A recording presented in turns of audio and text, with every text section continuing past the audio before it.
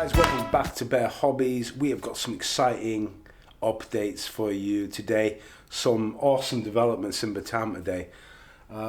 You've seen the review on the Oshima GTR Liberty Walk, and this is where we are with that at the moment. There's going to be a full video on this. Obviously it's going to come up. It's going to be an interesting project, and by that I mean project in that we've got this development today. We went to Basecraft in Batam in Indonesia, and this place is awesome, and that's going to be rolled up in the project. I'm not going to tell you everything about it, but let's just say that they make the most awesome ready prepared bases I have ever seen, so be prepared for that. On top of that, we've got a brand new kit to review.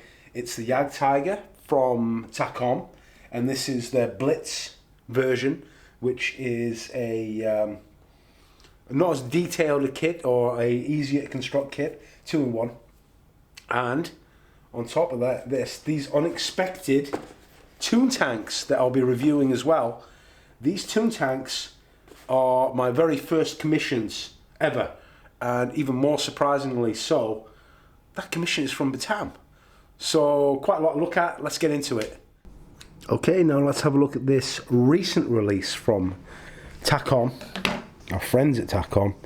It's the Jagdtiger 2-in-1 Blitz by Takom, and straight away this fantastic box art by Jason Wong. Check him out on Facebook. His box art is absolutely stunning, isn't it? It's perfect. Not cartoony in the slightest. I love it. What a powerful vehicle this is. 2-in-1, so you can do early or late production of the Jagdtiger. What it's saying on here is all hatches can be built in open or closed. You get the track assembly is aided with the use of a jig, which is pretty common on the Takom kits. Link and length style tracks, again typical Takom. 5 types of markings, PE parts included. So let's have a look at the rest of the... Right, so straight away on the side we've got 2 depictions with that stunning late war camo. Look at that, doesn't that look good? And we've got ammo by MiG color profile, so expect the paints to be referenced to ammo of MiG. And I like this. You know, if you're browsing through the shop, you want to see what's inside the box. There you go. You've got 2 of them. One of them, you've got the track jigs, you've got that sprue there, you've got that sprue there, the upper lower hull, very small photo etch fret, and the decal sheet. So you know straight away what's going to be inside the box. Review finished. Okay, let's open this up. Okay, what I'll do is, if you give me a couple of minutes, let's take all this out. You see it's a massive vehicle. So I know what we'll look at.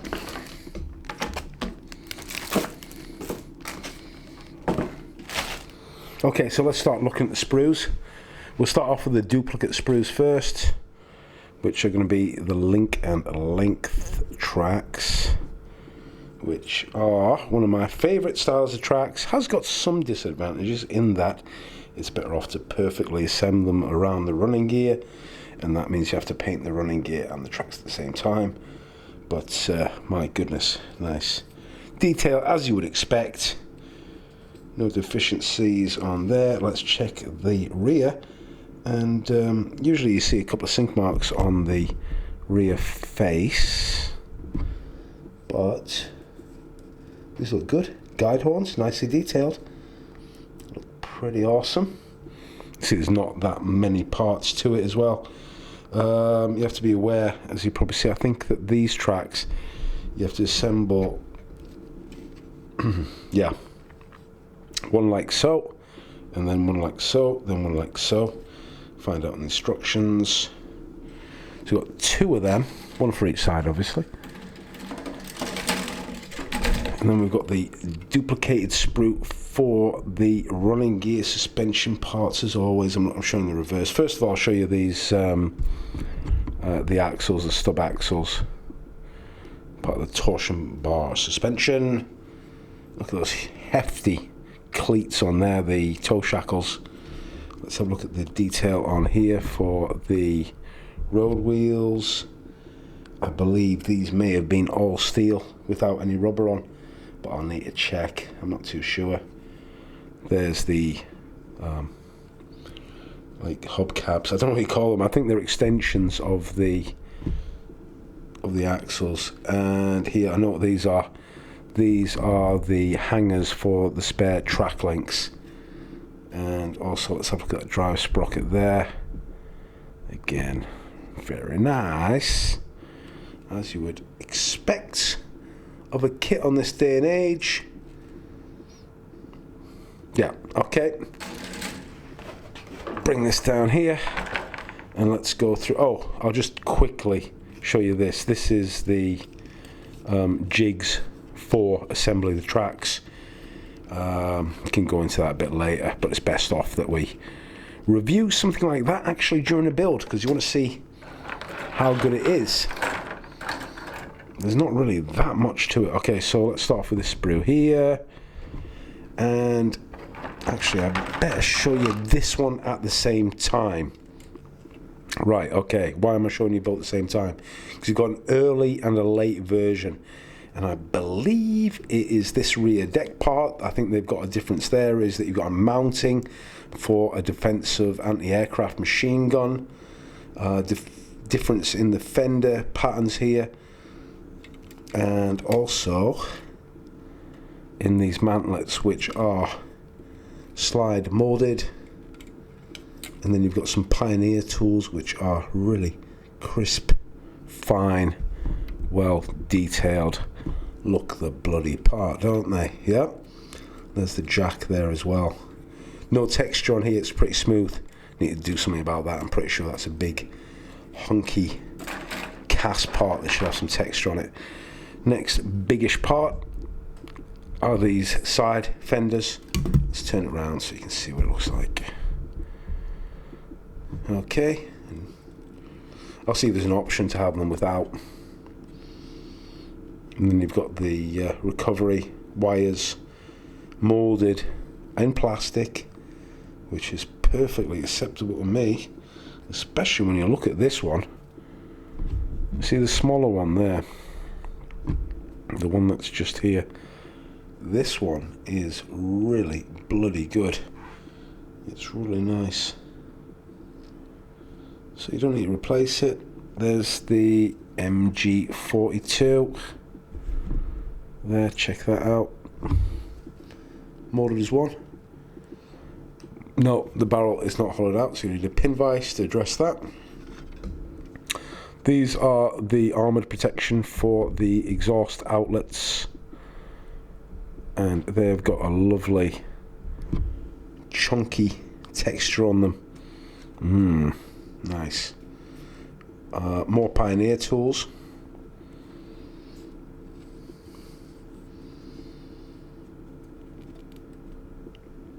Not too sure what that is. And some visors and more detailed parts. There's the barrel support cradle. Okay.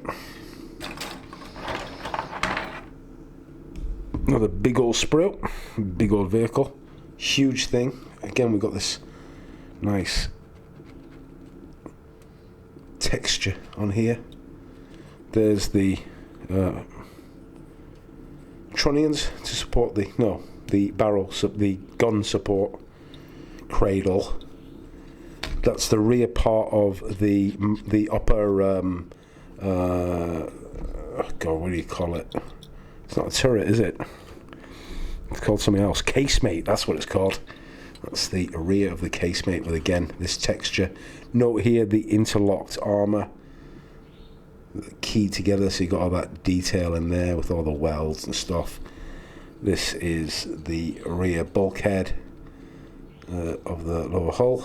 And again, it's got this funky texture. And here's the forward part, the mantlet of the casemate. Here's the huge barrel. It is massive. And yes, it is split in two. There's the rotating self-defense for the bow machine gun.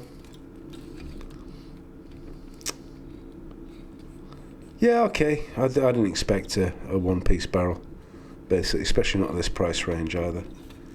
So, all looks good there.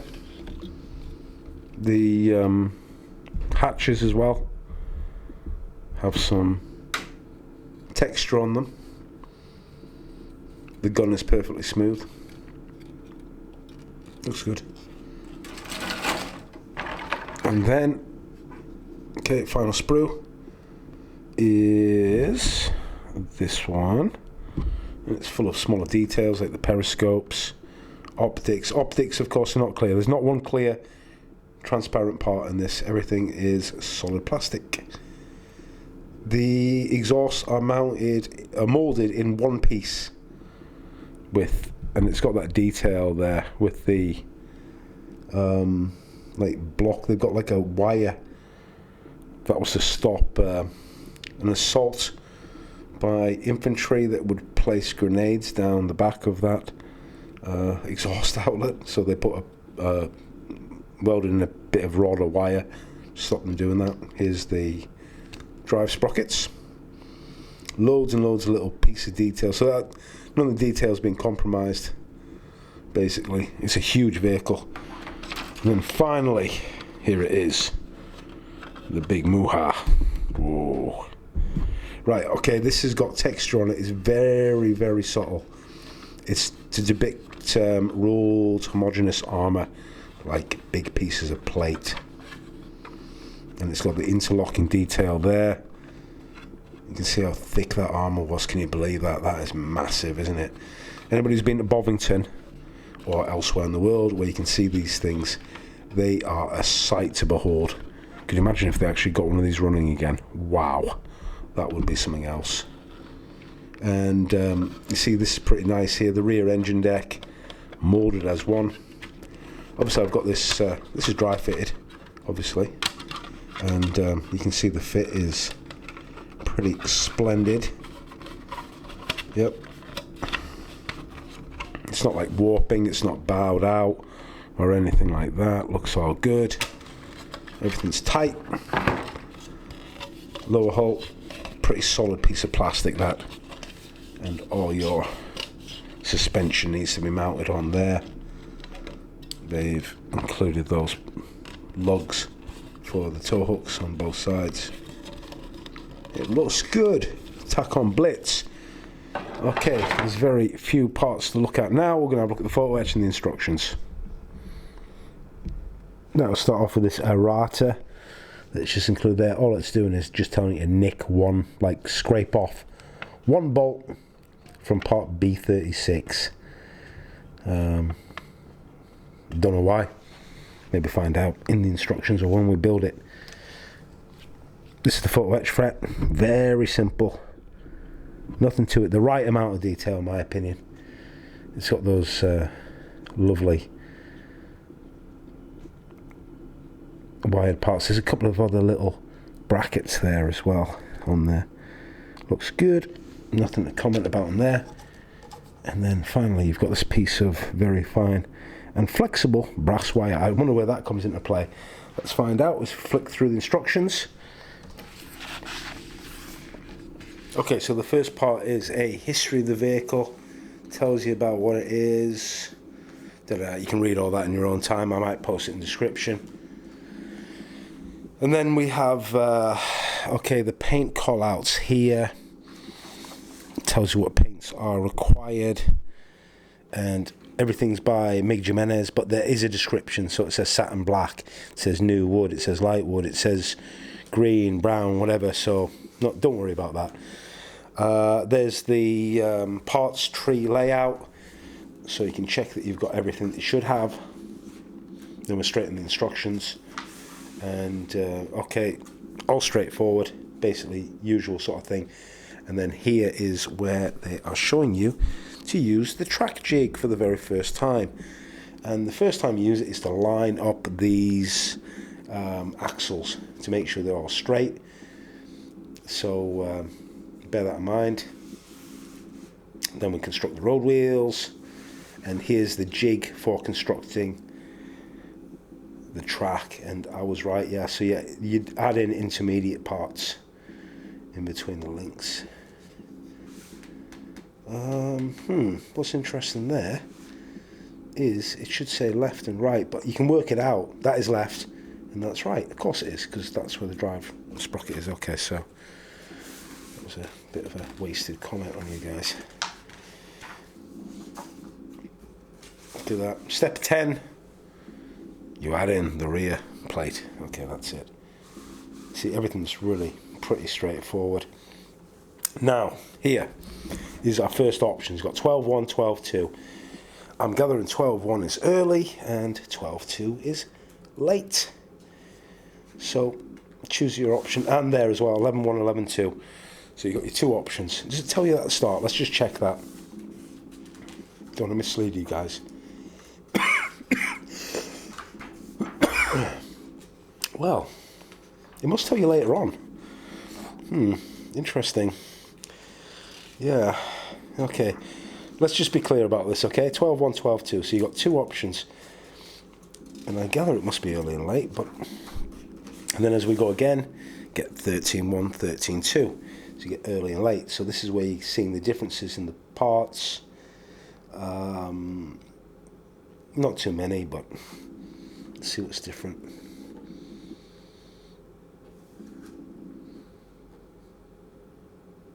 I'm not too sure. I'll have to study that in a bit more detail. 14.1, 14.2.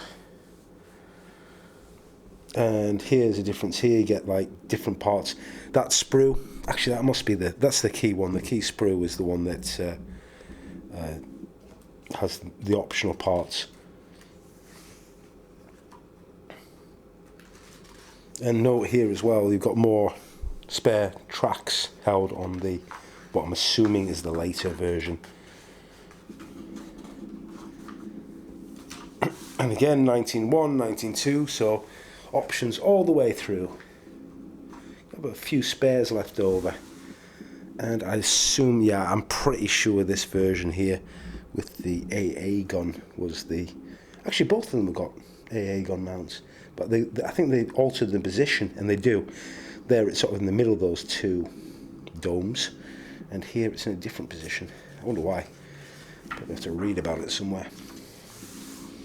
There the gun goes in, the gun has to go into the hull, and then you sort of slip the upper hull casemate one part into position. And then, final step are the two different fender types. And now let's have a look at these painting examples here. Let's have a look at these. Yeah, these look pretty good. So it's going to tell you, first of all, it has to tell you which ones are late and which ones are early. It needs to tell you that.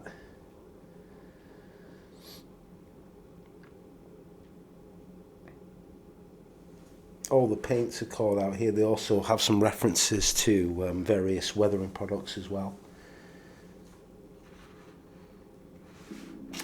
Right, okay, so pretty obviously it says early, early, early, and there's a late there.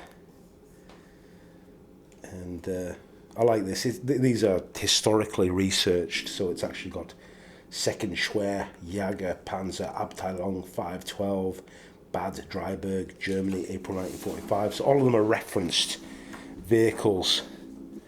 And then you've got one more early. So basically the paint choices are, you've got 5 in total, of which 4 are early and 1 is a late. And a decal sheet, let's quickly open that up just to conclude this review. Decals are pretty high quality nowadays anyways, let's face it, they're pretty simple. They're quite matte, got a nice matte finish to them. And that's it. I hope you enjoyed that review. Obviously this one is going to be built, so stay tuned.